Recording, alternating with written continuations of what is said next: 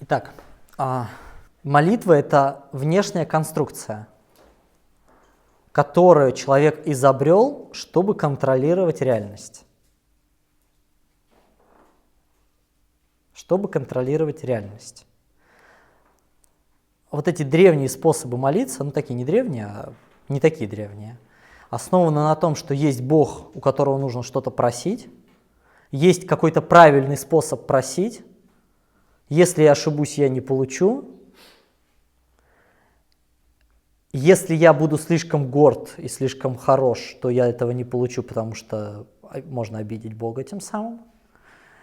И Бог где-то там, он не здесь, а он где-то там, поэтому нужно сделать что-то, чтобы он тебя заметил, чтобы это дошло до него, нужно посмотреть в правильную сторону, в правильное время суток, то есть вот там контакт лучше. Телеком работает в эти часы, в этом направлении более качественно. Тем роликом, который есть в интернете, я пытался убрать кое-какие барьеры для того, чтобы мы пришли к более корректному способу общения с Духом. Потому что суть общения с Духом это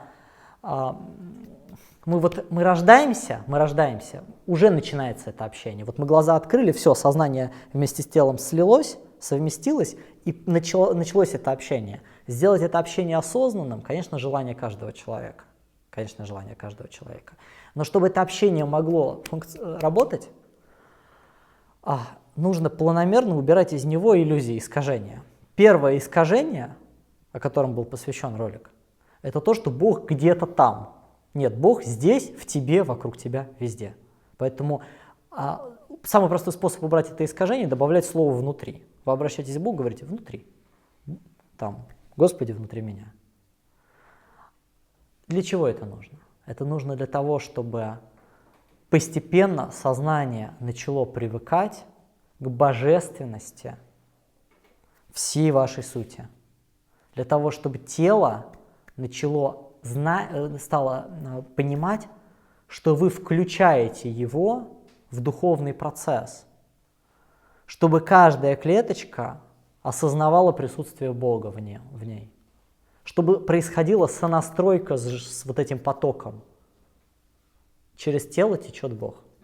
Чтобы каждая клетка понимала это. Потому что тогда это способ управлять и здоровьем, с одной стороны, а с другой стороны вы не можете просветлить только ваш разум. Все ваше существо должно просветлиться. Вся ваша суть.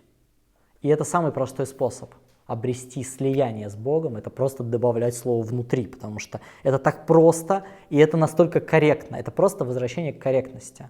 Это раз. Второе. У Бога не надо ничего просить. Вообще не надо. По двум причинам. Потому что ты не знаешь, и потому что Бог знает. Ты не знаешь, что для тебя лучше и что тебе надо. Потому что твое сознание знает только то, что было, и оно не видит будущее. Потому что, когда ты просишь, ты ограничиваешь потенциал будущего, ты ограничиваешь красоту и вкус. Первый момент. Второй момент. Бог знает. Бог с тобой каждое мгновение твоей жизни. Иногда мы приходим домой, садимся в медитацию или перед иконами и говорим: ты не представляешь, что со мной произошло сегодня. У меня есть вот такая проблема, вот такая, вот это вот, и список. Он с тобой был. Он лучше знает, что с тобой произошло. Он знает, из-за чего ты тревожишься. Он знает. Ты не знаешь, что тебе надо, а он знает. Угу. Дальше. Бог. Ты можешь попросить у Бога, Бог может это сделать, но в твоей ответственности принять. И ты не можешь принять, пока ты в претензии.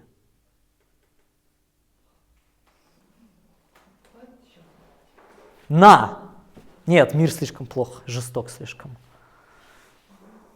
Я хотел зеленую коробку подарочную, а ты мне принес в красной. Я не знаю, что там в красной. Я же просил зеленую. А вдруг это искушение? Почему все не так, как я хочу? Неужели я не заслуживаю просто, чтобы мне принесли нормально в красной коробке хоть раз в жизни, черт возьми. Почему так? Почему зеленая? Почему не сегодня, а не завтра? Почему раньше времени или почему позже времени? Почему ты вот так одет? Я ждал, что ты другой будешь. Почему она вот здесь, а не вот здесь? Я же просил вот здесь ее положить, эту коробку. Неужели ты меня еще не слушаешь меня вообще? Я же тебе все сказал по списку. Ты меня я тогда мне четче тебе объяснить? Мне может как-то поднапрячься, прописать все, чтобы ты не забыл. Да знает все. Просто пока ты в претензии, ты не получишь результата. Ты не знаешь, что для тебя лучше.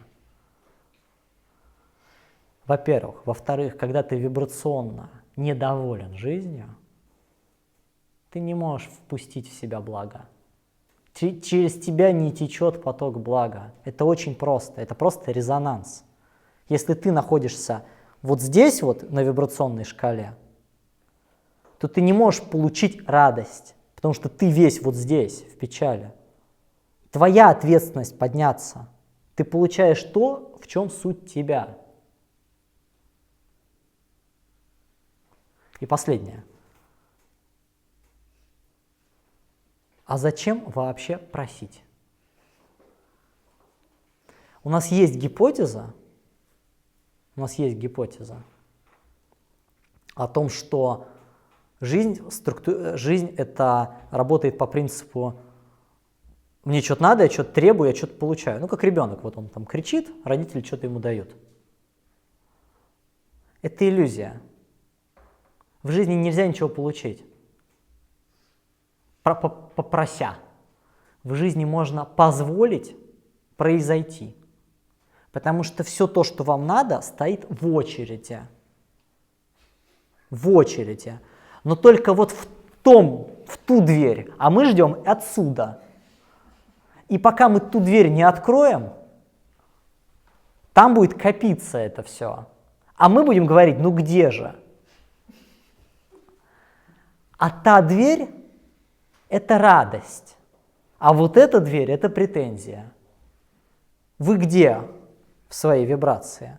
Вы не можете получить позитивный результат тогда, когда вы сами вибрационно находитесь около другой двери. То есть это физически, вам надо открыть ту дверь, вам надо туда прийти. До тех пор, пока вы туда не придете, ничего не изменится. Вы будете стоять, смотреть на часы, и можно всю жизнь за жизнью ждать. Поэтому есть в православии, например, богохульство как грех и благодарность как добродетель. Потому что ты либо в претензии к жизни, либо ты просто получаешь. Ты не должен просить, ты не знаешь, чего тебе надо. Но открой дверь, узнай. Там может быть что-то, что даже лучше, чем ты хотел. Иди туда, сразу иди туда. И вишенка такая на торте. Кто Бог? Для большинства из нас это все равно образ родителя, требующего чего-то там, ожидающего, находящегося в недовольстве, у которого нужно что-то заслужить. А что если Бог это друг, брат, сестра? Как вы с ним общались бы? Был ли у вас страх перед сестрой или братом? Или перед лучшим другом? Была ли у вас идея о том, что вас там как-то неправильно поймут, или от вас будет что-то ждать? Можете ли вы расслабиться в этом общении с Богом? Можете ли вы в нем расслабиться? Можете ли вы устранить этот страх наконец-то уже перед Богом? И общаться, если вам хочется общаться с Богом, именно как с некой энергией, с некой сущностью, с неким разумом, это корректно. Можете ли вы с ним общаться как с лучшим другом, как с понимающим и любящим источником у которого нет к вам претензий и ожиданий. Можете ли вы не делать, как говорится, человек создал Бога по образу и подобию своему. Не Бог человек, а человек Бога создал по образу и подобию своему. То есть мы навешали на Бога кучу своих проблем. Злость, ненависть, агрессию. Как говорится, из воскресной школы я понял только то, что Бог такая любящая сущность, что отправит всех вечно страдать в ад. И секс — это такая чистая, прекрасная, такая грязная вещь, что им нужно делиться только с очень любимым человеком. Есть огромное количество парадоксов, которые в нас зашиты, и которые надо просто посмотреть и сказать, ну чушь же. Есть любящий источник, расслабьтесь в общении с ним. Вот просто расслабьтесь в общении с ним, вы не можете его обидеть. Он не умеет обижаться. Человек умеет, Бог не умеет. Молния с неба не кидается. Я знаю, о чем говорю. Я когда начал что-то такое изучать, мне казалось, что сейчас молния прилетит. Ну, типа сатанизм какой-то, там, не по Библии все. И было страшно действительно в детстве.